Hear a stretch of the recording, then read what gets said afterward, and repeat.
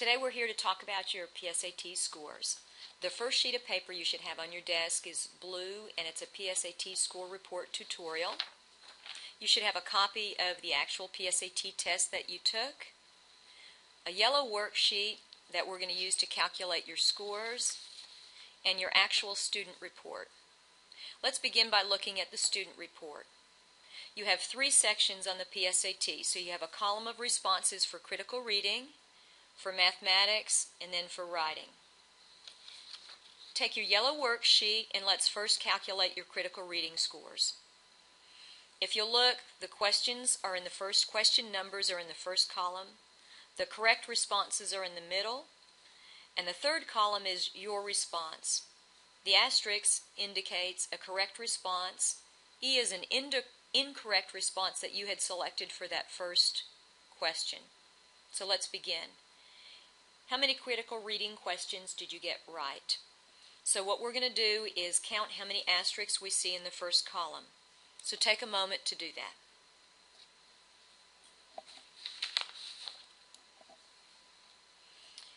When I counted the number of asterisks correct on my sample score report, I had 19, so I recorded that number here. Next, we're going to look at how many questions that my sample score report that I've gotten wrong. That's indicated by a letter. So now take time to count how many letters are in this third column. Do that at this time. I counted 29 incorrect responses on my sample score report, so I recorded 29 in this blank. Next, we need to take the number you recorded here and multiply it by 0.25. Do that at this time.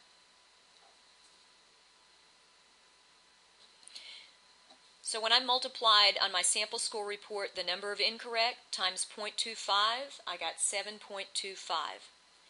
We're going to take now and record those values in this last sentence here. 19 correct, 7.25 points I lost for incorrect responses. Take and subtract. My critical reading points earned are 11.75. Go ahead and do that at this time. Transfer your numbers and subtract. The number of correct responses and incorrect responses should add up to 38. So check that number at this time before we move any further. The next thing we'll need to do is we'll need to round this number. You're going to look at the number after the decimal. If this number is 5 or larger, we'll round this number up. So in my sample score report, that's 5 or larger, so I'm going to round this up to 12 points. Do that with your score.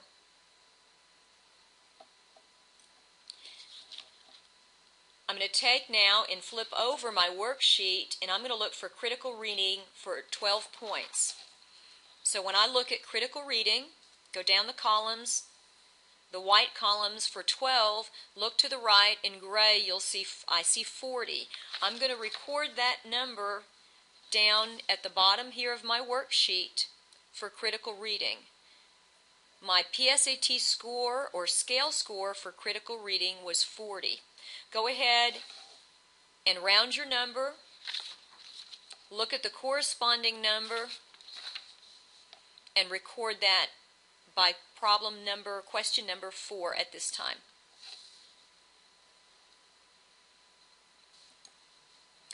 Now we're going to go ahead and move to question number 3 for writing. Writing is calculated the same way reading was. So look at your third column on your worksheet. Go through and count the number of asterisks you have. That's the number correct.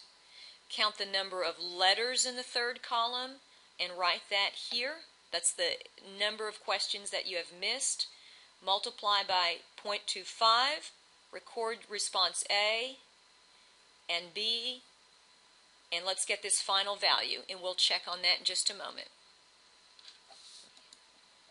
When I counted the number correct on my sample score report, there were 17 asterisks, so there were 17 correct. 22 letters, 22 incorrect. This number should add up to 39 because there are 39 questions in writing. Make sure your number adds up to 39. When I take 22 and multiply it by 0.25, I get 5.5. Record my responses.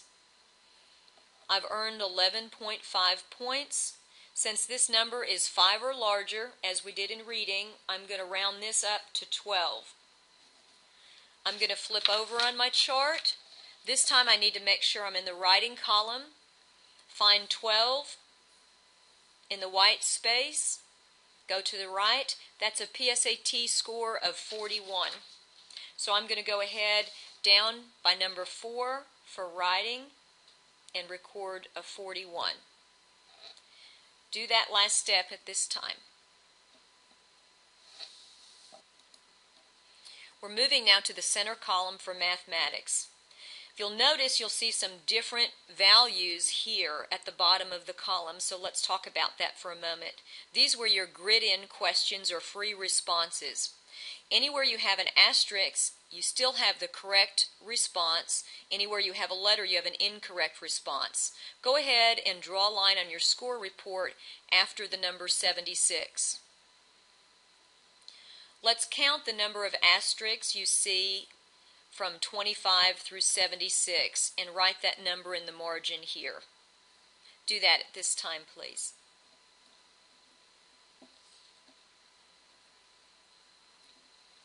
If you look below the line that you drew on your responses, the correct response is in the middle column. These are the responses that I've got here on my sample report. So let's look at this together.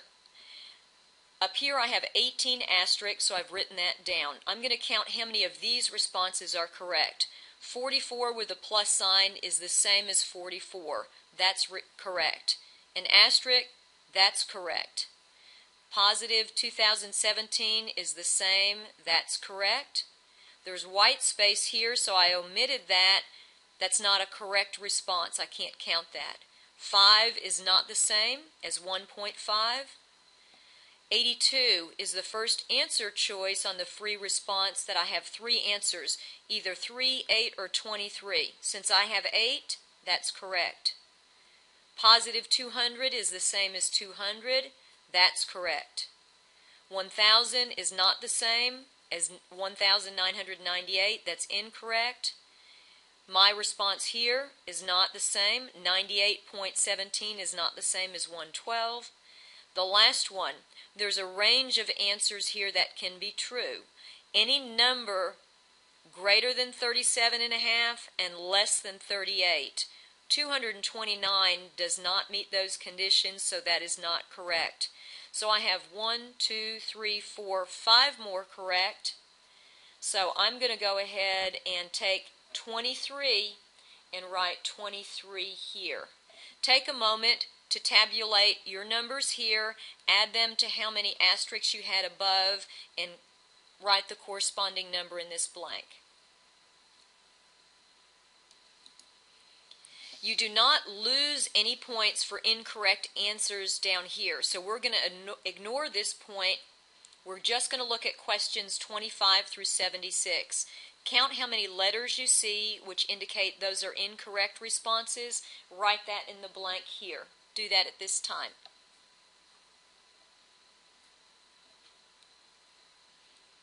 I counted 10 incorrect responses in my last column, so I wrote 10. Multiply that number by 0.25. That's how much you lose for an incorrect response, 2.5.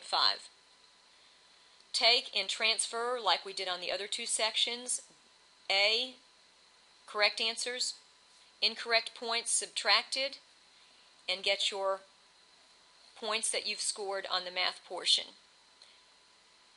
I'm going to look here again. Since this number is 5 or larger, this would round to a 21. So when I flip over, make sure you're in the math section. I'm looking for 21 in the white point column. I look to the right. I have 52 points for the PSAT. So when I go down to question 4, I'm going to write a 52 here. Go ahead and finish this process. Get the points, the score value recorded at this time.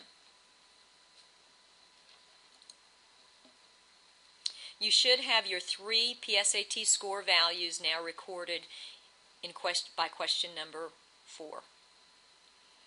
40 for critical reading, 52 for math, 41 on my example. When I add those up, my selection index, or sum of those 3 sections, is 133. If you'll look here in this paragraph below, juniors, when they took the PSAT, the national score for critical reading was a 47. Math was a 48, and writing was a 46. So the sample report I used, critical reading was a bit lower than juniors, math was a bit higher, and writing was a bit lower. This is the number we look at when we talk about national merit finalists. Normally this number is around 214, 15, or 16 to be considered a national merit finalist. If you look here, these are the averages for the Leander students. All freshmen were tested in our district. This is the average on critical reading, the average on math, the average on writing, with a selection index of 124. So again, comparing my sample, this student was very close to average on reading, above the average on math, math being a strength for this student, close to the average on writing, and overall had a little higher selection index. So you can look at your individual score report and see how you compared to other freshmen within our district. The answers to this practice test that you took are online, and you could go to that website and check those out if you're curious to see how you did. In closing, if you look at your blue 2010 practice PSAT score report tutorial, a couple things I wanted to remind you. You've already taken your first step toward college by taking this practice exam. If the test seemed hard, remember this is aimed at students in the 11th grade. If you look at the bottom, reminder that all of these contents need to go into your portfolio that you're going to present to your parent at your student-led conference. Thanks for your attention.